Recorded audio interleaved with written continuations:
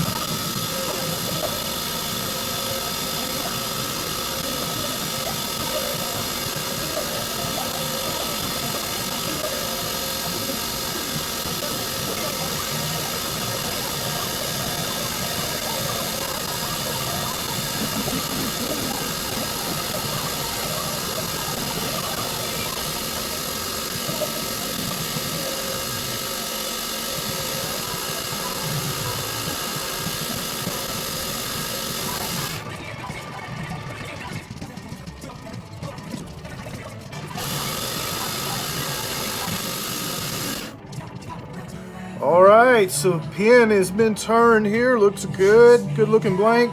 We're gonna go ahead and put this on the kit and we'll show you the finished product.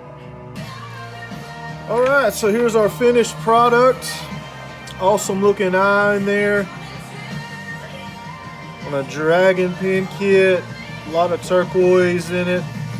Big end rollerball kit on this one.